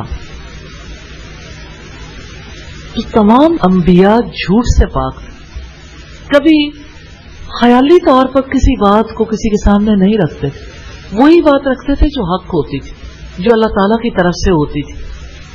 تو یہ سچ ہے، بے شک آپ کا دل تسلیم کرے یا نہ کرے۔ آپ صلی اللہ علیہ وسلم نے فرمایا صبح ہونے تک سوئے رہنے والے کے لیے یہ وہ شخص ہے جس کے کانوں میں شیطان پیشاب کر جاتا ہے۔ ابن ابی سعید خدری اپنے والد سے روایت کرتے ہوئے فرماتے ہیں، آپ نے فرمایا جب تم میں سے کسی آدمی کو نماز میں جمائی آئے تو تمہیں چاہیے جس قدر ہو سکے اسے روکو، کیونکہ ایسا نہ کرنے کی وجہ سے شیطان اندر داخل ہو جاتا ہے۔ یہ روایت صحیح مسلم کی ہے 7493 نمبر پر۔ جمائی آنا فطری بات ہے، انسان تھک جاتا ہے اسے جمائیاں آتی ہیں، انسان بور ہوتا ہے تب جمائیاں آتی ہیں، آزاد سست پڑنے لگتے تب بھی جمائیاں آتی ہیں۔ کتنے ہی لوگ ہیں جو جمائی کے بارے میں سنت طریقے کو نہیں جانتے۔ آپ سب لوگ جانتے کہ جمائی آئے تو کیا کرنا چاہیے؟ کتنے لوگ جانتے ہیں کہ منہ پہ ہاتھ رکھ لینا چاہیے؟ کتنے لوگ ہاتھ رکھتے ہیں؟ میں بھی دیکھتی رہتی ہوں آپ لوگوں کو، کیونکہ عادت تو سامنے آ جاتی ہے نا۔ تو کتنے ہی لوگ ہیں جمائی آئے تو منہ کھول کے جمائی لیتے ہیں۔ آپ سوچیں کتنی خواتین کے مجلس میں جانے کا اتفاق ہوتا ہے، پڑھی لکھی خواتین، ڈگریوں کے انبار لگے ہوئے ہیں، بے تحاشا مہنگے سوٹ پہنے ہوئے، بیگ، جوتا، کپڑے، میک اپ، بال، ہر چیز کا خیال ہے، خوشبو ایسی لگائی ہے دیکھ کر انسان سوچتا ہے کہ یا اللہ کس قدر کانشیس خاتون ہے، اور کس قدر حصے جمالیات رکھتی ہیں، اور کس قدر اپنے بارے میں احتیاط پسند۔ اچانک ایک منہ کھلتا ہے، جب منہ کھلتا ہے تو پتہ چلتا ہے शैतान से दोस्ती है, क्योंकि शैतान तो अंदर चला जाता है इंसान के। सुन्नत से मोहब्बत नहीं है। आप किसी शादी की तकरीब में देखें, अब तो 10 बजे हॉल्स की लाइट्स ऑफ हो जाती हैं, लेकिन फिर भी जो लोग कई रातों से जाग रहे होते हैं ना, उनकी हालत खराब हो रही होती है। सोचे इस कदर ज्यादा महंगे कपड़े पहन के। एक लड़की ने मुझे बताया कि मैंने जब इस दफा ड्रेस बनवाया तो 19 लाख का था। 19 लाख का। अच्छा, 19 लाख का ड्रेस पहन के अचानक उसका मुंह खुल गया। यानी आप सोचें, एक तरफ इस कदर माल लगाया है ताकि उसकी जात, उसका इमेज दूसरों के लिए अच्छा, दूसरी तरफ जिंदगी गुजारने के तरीके ही नहीं सीखे। एक इरादा आप जरूर कर लें, अल्लाह ताला से मदद मांग लें। हर वो चीज जिसका पता होता है, जरूरी नहीं इंसान उस पर अमल कर रहा हो। आप सल्लल्लाहु अलैहि वसल्लम ने फरमाया, जब तुम में से किसी आदमी को नमाज में जमाई आए तो तुम्हें चाहिए जिस कदर हो सके उसे रोको, क्योंकि अगर नहीं रोकोगे तो शैतान अंदर दाखिल हो जाता है। नमाज की हालत में शैतान अंदर दाखिल होता है, तो जब भी मुंह खुले तो समझ लें शैतान गया आपके अंदर। अगर कोई मक्खी अंदर जाए तो आपकी क्या कैफियत होगी? उल्टी करने को दिल नहीं करेगा। तो पूरे का पूरा शैतान अंदर है। अब वो आपके साथ क्या करेगा? शयातीन से दोस्ती छोड़ दें, फरिश्तों से दोस्ती करें, फरिश्तों से दोस्ती के गुर सीखें। सईदा जाबिर रजी अल्लाह ताला अन्हु से रिवायत है, मैंने सुना रसूलुल्लाह सल्लल्लाहु अलैहि वसल्लम से, आप फरमाते थे, इब्लीस का तख्त समंदर पर है, वो अपने लश्करों को भेजता है लोगों को बहकाने के लिए, तो बड़ा शख्स उसके पास वो है जो बड़ा फितना करे, यानी लोगों को बहुत भड़काए। मुस्लिम की 2813 नंबर रिवायत है। इससे पता लगता है जो बात बेबात भड़क जाता है, जिसको गुस्सा बहुत आता है, आग लग जाती है ना, छोटी छोटी बातों पर रिएक्ट करता है। थोड़ा सा गुस्सा आया, उसने ज्यादा इजहार किया और गुस्सा आ गया, तो शैतान उस पर कब्जा कर लेता है। हमने चंद एक बातें देखी कि जादू के खतरे में कौन होता है, तो खतरे के मकामात को जरूर याद रखिएगा, गौर करें और अल्लाह ताला से दुआ करें इन मकामात से बचना है इंशाअल्लाह। इसी तरह से ये देखने की भी जरूरत है कि जादू का इलाज क्या है। आप इलाज क्यों जानना चाहेंगे? जादू का पता चल गया, इलाज का पता नहीं भी चलेगा तो क्या नुकसान है? आप कौन सा सारी चीजों के इलाज जानते हैं? बेटा अभी आपका मुंह खुल गया था और आपने पहले मुंह खोल लिया, बाद में हाथ रख लिया। इसका मतलब ये है, मैं सिर्फ तवज्जो दिलाना चाहती हूँ, इसका मतलब ये कि आपके अंदर बात जा रही है, लेकिन अभी थोड़े से फासले पर, कि थोड़ी देर के बाद आपने हाथ रख लिया। इसके लिए एक दूसरे को भी तवज्जो दिलाएं। कोई किसी को यॉर्निंग करते देखे ना, तो आप समझ लें कि साथ शैतान आके बैठने लगा, तो आप ज्यादा खतरे में नहीं आ जाएंगे। तो एक दूसरे के लिए भी कॉन्शियस हो जाएं। तो जादू का इलाज आप क्यों सीखेंगे? आपको कौन से सारे इलाज आते हैं कि जादू का इलाज सीखना चाहें? आप में से कितने लोग हैं जो बुखार का इलाज कर सकते हो, या जो किसी को चोट लग गई तो इलाज कर सकते हो? कितने लोगों को पट्टी बांधनी आती है? वाह, सुभान अल्लाह। असली वाली पट्टी बांधनी आती है, वैसे लपेटना आता है? लपेटना आता है, सही वाली पट्टी बांधनी सीखनी है। ठीक है इंशाअल्लाह, क्योंकि इंसानों को तकलीफ हो, इंसान काम आ सकता है ना किसी के, और अपने घर में भी कोई फर्द हो तो फर्स्ट एड के लिए जरूरी है कि आप ये काम सीखें। और आपके लिए सिर्फ जादू का इलाज सीखना जरूरी नहीं है, घर में छोटी मोटी जो तकलीफ होती हैं उनके तरीके सीखना भी जरूरी है, जिसका علاج طب نبوی میں موجود ہے، یعنی نبی صلی اللہ علیہ وسلم جو طریقے اختیار کرتے تھے، جو طریقے سکھاتے تھے، ان طریقوں کو اختیار کرنے کا نفع ہے، انشاءاللہ اس سے بہت فائدہ ہوگا۔ تو جادو کا علاج دیکھیں گے، سب سے پہلی چیز یہ ہے کہ جادو کا علاج کرنے کے لیے معوذتین، 2 پناہ والی صورتیں نہایت مجرب ہیں، نفع بخش ہیں۔ حدیث میں ہے، صحیح حدیث ہے کہ شیطان کو بھگانے کے لیے آیت الکرسی اعلی پائے کا عمل ہے، یعنی ایک تو معوذتین اور دوسرے آیت الکرسی۔ دوسری چیز اللہ تعالیٰ سے پناہ مانگنا، جیسا کہ اللہ تعالیٰ نے قرآن پاک میں ہمیں ہدایت کی ہے، وَإِمَّا يَنزَغَنَّكَ مِنَ الشَّيْطَانِ نَزْغٌ فَاسْتَعِذْ بِاللَّهِ، اور اگر شیطان کی طرف سے آپ کو کوئی اکساہٹ ہو تو آپ اللہ تعالیٰ کی پناہ مانگیں۔ سورہ حامیم السجدہ کی آیت نمبر 36 ہے۔ تیسری چیز اللہ تعالیٰ کا تقوی ہے، اللہ تعالیٰ کے احکامات اور اس کے نواہی کی حفاظت، یعنی اللہ تعالیٰ سے، اس کے عذاب سے ڈر کے اس کے روکے سے رکنا۔ جو اللہ رب العزت سے ڈرتا ہے، اللہ تعالیٰ اس کی حفاظت فرماتا، اسے کسی اور کے حوالے نہیں کرتا۔ شیاطین کے حوالے وہی ہوتا ہے جس سے اللہ کی حفاظت ختم ہو جاتی ہے۔ جب کبھی آپ دیکھیں نا کہ آپ کی سوچ ادھر ادھر ہونے لگی ہے، تو آپ جان لیں کہ اللہ تعالیٰ کی حفاظت مجھ سے ختم ہو گئی۔ کیا خطا ہوئی؟ استغفار کر لیں، اللہ کی حفاظت طلب کر لیں۔ سوچ پہلے بھٹکتی ہے، پورا انسان بعد میں بھٹکتا ہے۔ ایک انسان کی سوچ جب بہکتی ہے نا، بھٹکتی ہے، تو وہ ارد گرد والوں کی سوچ بھی بھٹکا دیتا ہے۔ آپ دیکھتے ہوں گے کہ یوں ہی شیطان گدگدی کرتا ہے، چلو ذرا فلاں بات فلاں سے شیئر کر لو۔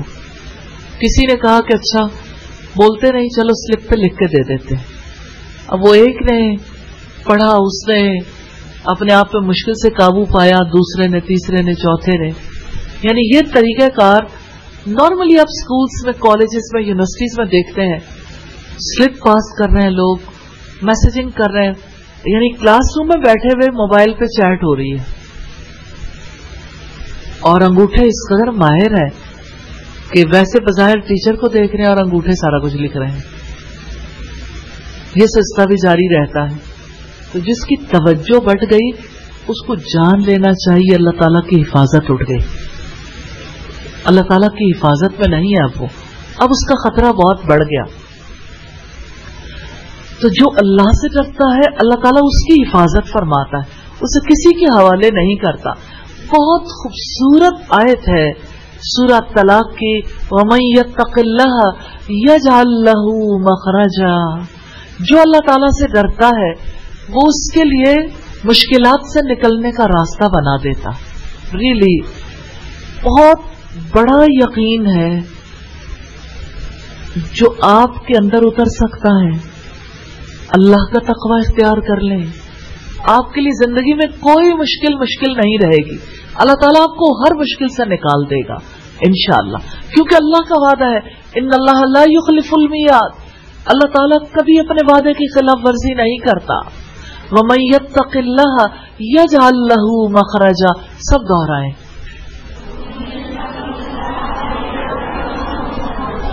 پھر دہرائیں،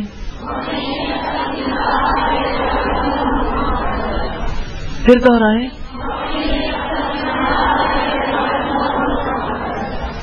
دل کے یقین کے ساتھ دہرائیں۔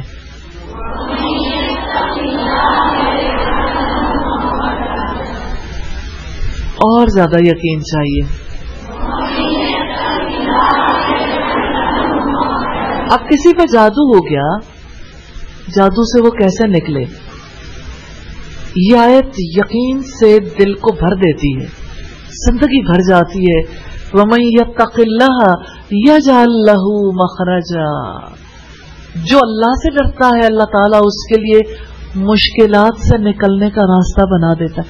نہیں پتا چلتا انسان کو آگے اندھیرا ہے، کہاں جائیں، کچھ پتا نہیں، آگے کچھ نہیں ہے، نکلنے کا راستہ خود نہیں بنا سکتے، اللہ تعالیٰ بنا دے گا، یہ اللہ کا وعدہ ہے۔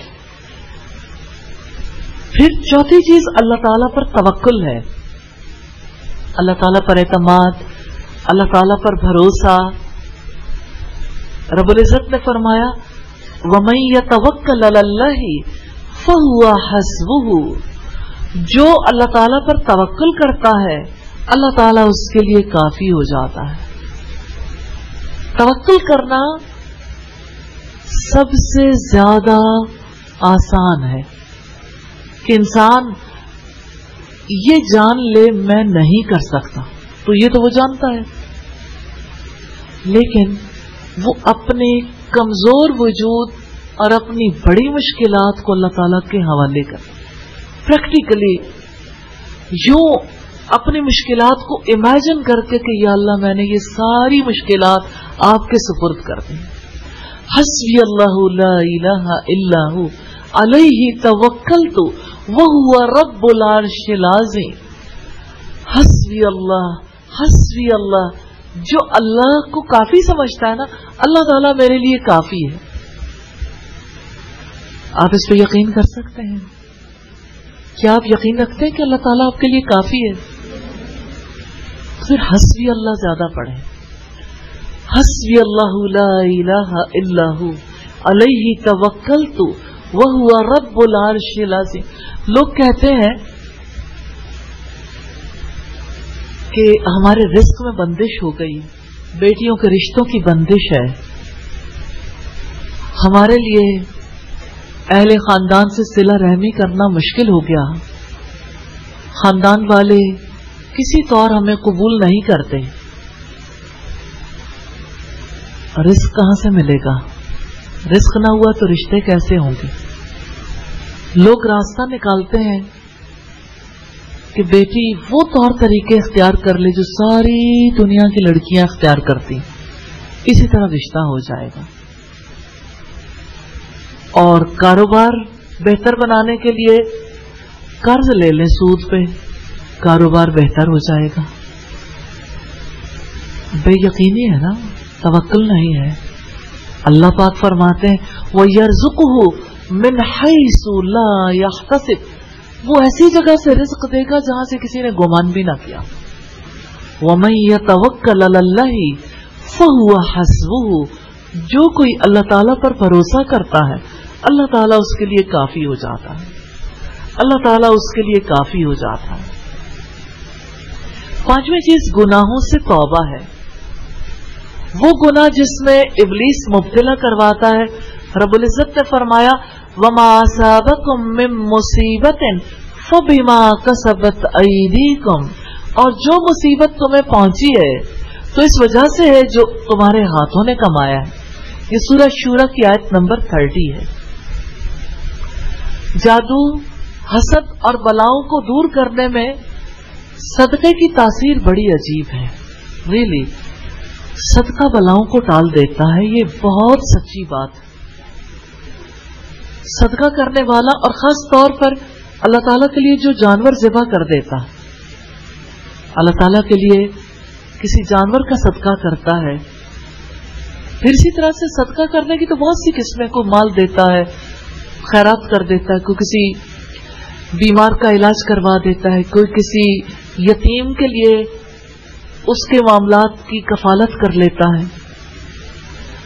تو صدقے کی وجہ سے اللہ تعالیٰ اس سے بلائیں دور کر دیتا ہے. الحمدللہ.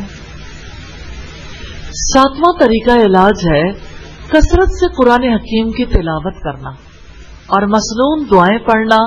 بیت الخلاء میں جاتے ہوئے اس کی دعا کرنا.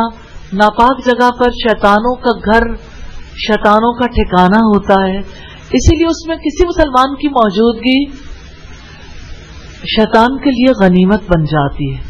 رسول اللہ سے یہ ثابت ہے، آپ بیت الخلاء میں جاتے ہوئے یہ دعا کرتے تھے اللہم انی اعوذ بک من الخبث والخبائث، اللہ میں ناپاک جنوں اور جننیوں سے آپ کی پناہ مانگتا ہوں.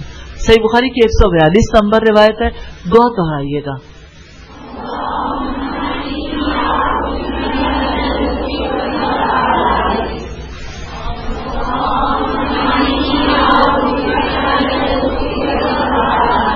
ایک آواز میں.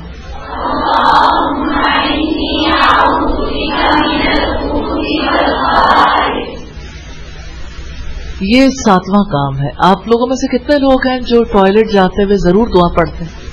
کرتے ہیں دعا الحمدللہ.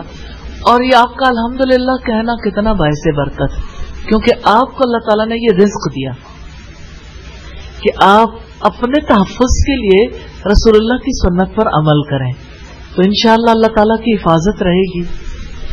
8واں کام ہے جادو نکلوانا اور اس کو ختم کرنا. یہ تب ممکن ہے جب جادو واقع ہو جائے، تب علاج کروایا جائے. 9واں کام ہے آیت الکرسی پڑھنا. 10واں کام ہے ڈاکٹر سے رجوع کرنا.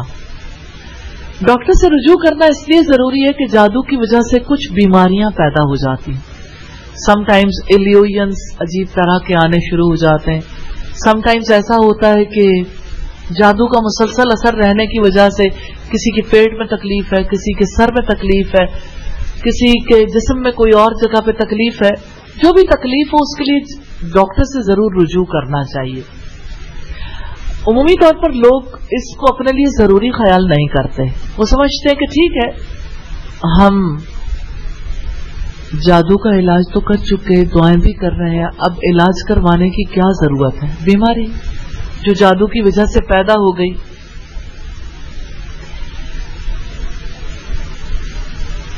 اسی طرح سے اجوا کھجور استعمال کرنی چاہیے.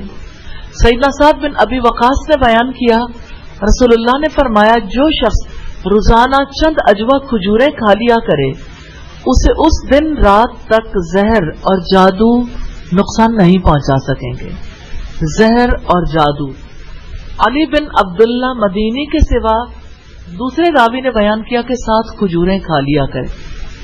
یہ بخاری کی روایت ہے 5768 نمبر پر. اصل بات یہ کہ اجوا کھجور، اور وہ بھی مدینہ کی اجوا کھجور ہے جس میں جادو کے توڑ کی بہت زیادہ تاثیر پائی جاتی. یہ اجوا کھجور ایسی ہے جو دل کی بیماریوں کا علاج بھی ثابت ہوئی ہے. جب اس کو گٹھلیوں کے ساتھ پیس کر استعمال کیا جاتا ہے تو بہت زیادہ اس کی تاثیر بڑھ جاتی ہے. ویسے بھی انسان کی صحت کے لیے کھجور بہت نافع ہے، نفع مند چیز ہے، تو اس کو استعمال کرنا چاہیے. تو یہ طریقے ہیں چند ایک جادو کے علاج کے لیے. ان سارے طریقوں کو اختیار کرنا ضروری ہے. اللہ تعالیٰ سب کو توفیق عطا فرمائے. اسی طرح سے جادو کے توڑ کے لیے کچھ دعائیں ہیں، کچھ آیات ہیں. ان آیات کی وجہ سے اللہ تعالیٰ کی رحمت ہو جاتی، اس کی وجہ سے اللہ تعالیٰ شفا عطا فرما دیتے ہیں. میں ان آیات کے نمبر ضرور آپ کو لکھوا دیتی ہوں تاکہ جادو سے حفاظت کے لیے آپ کو ضرورت محسوس ہو تو آپ اسے پڑھ سکیں. انشاءاللہ جادو سے حفاظت کے لیے یہ دعائیں بھی، طریقہ علاج بھی، بہت سی چیزیں کارڈ کی فارم میں بھی آپ کے پاس آ جائیں گی انشاءاللہ، چھوٹی سی بکلیٹ کی صورت میں بھی. سب سے پہلے سورہ الفاتحہ جس کا نام ہی سورہ شفا ہے، سورہ شفا کو ضرور پڑھنا چاہیے. اور نبی صلی اللہ علیہ وسلم کے ایک صحابی نے بتایا جب کسی کے سانپ کاٹے کا علاج وہ کر رہے تھے کہ 7 دفعہ سورہ الفاتحہ پڑھ کے دم کیا تھا تو اسے شفا ملی تھی.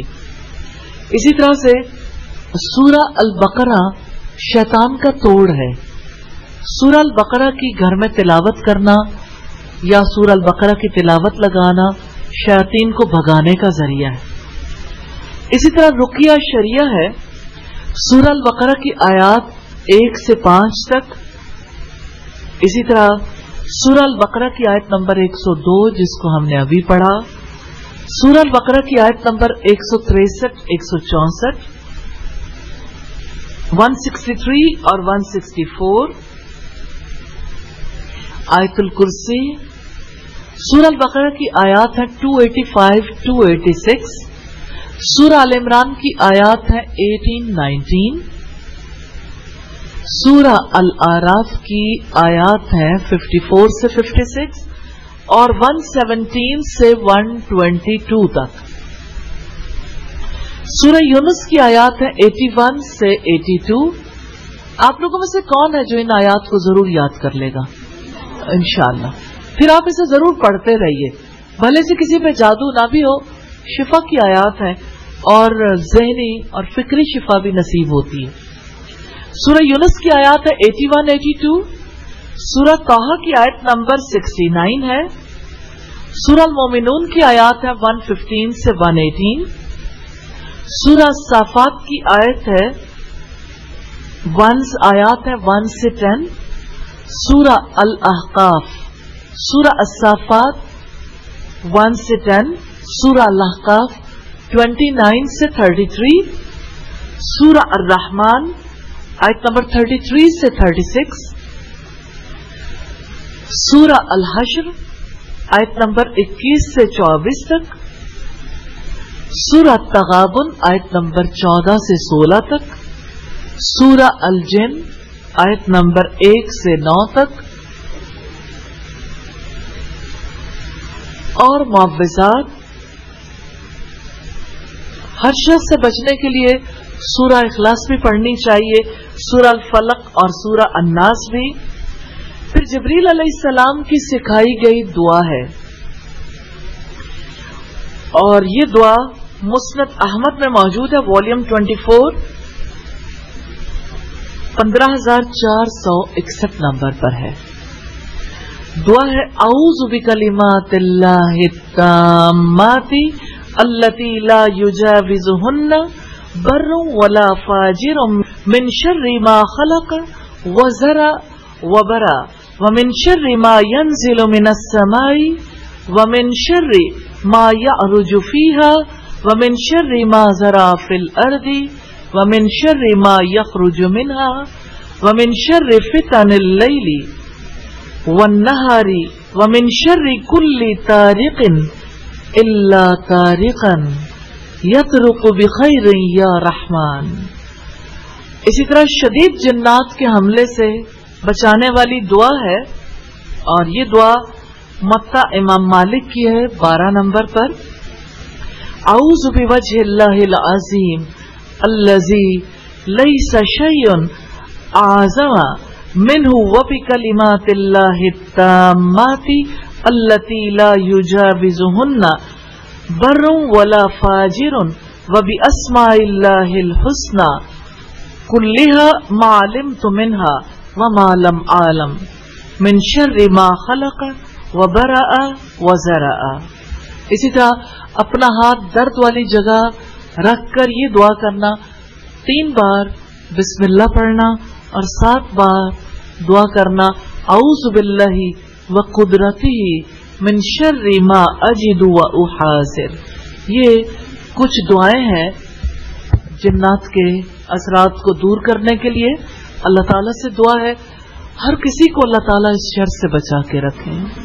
अल्लाह ताला उन तमाम सेहरज़दा अफराद को शिफा अता फरमाएं जो इस तकलीफ में मुब्तला हैं, और अल्लाह ताला उन लोगों को हिदायत नसीब करे जो लोगों पर जादू करते हैं, करवाते हैं, और अल्लाह ताला जादूगरों को अपने अंजाम तक पहुंचाए।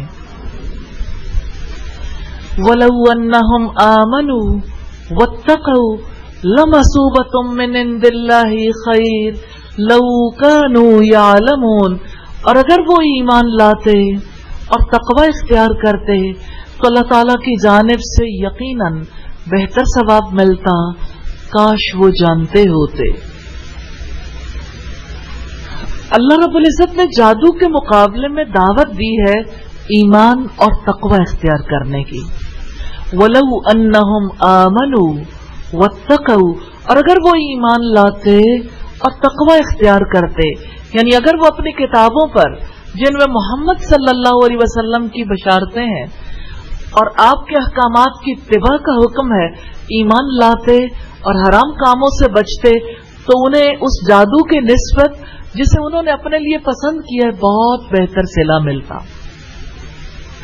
लमसूबतुम मिन इंदिल्लाहि खैर, तो अल्लाह ताला की जानिब से यकीनन बेहतर सवाब मिलता, यानी उनके ईमान लाने पर उन्हें जो सवाब मिलता अल्लाह ताला की जानिब से वो उनके कुफ्र और सेहर के कामों से बहुत बेहतर था। लौ कानू यालमून, काश वो जानते होते कि कोई चीज علم صحیح جیسی نہیں ہے. کاش وہ جانتے کہ اللہ تعالیٰ کا ثواب بہت بہتر ہے. رب العزت کا فرمان ہے وقال الذین اوتوا العلم ویلکم ثواب اللہ خیر لمن آمن وعمل صالحا ولا یلقاها الا الصابرون. اور جن لوگوں کو علم دیا گیا انہوں نے کہا افسوس تم پر، اللہ تعالیٰ کا اجر اس کے لیے بہت بہتر ہے جو ایمان لائے اور نیک عمل کیے، اور وہ چیز نہیں دی جاتی مگر صبر کرنے والوں کو. سورہ القصص کی آیت نمبر 80 ہے. تو یہ تھا رکوع نمبر 12.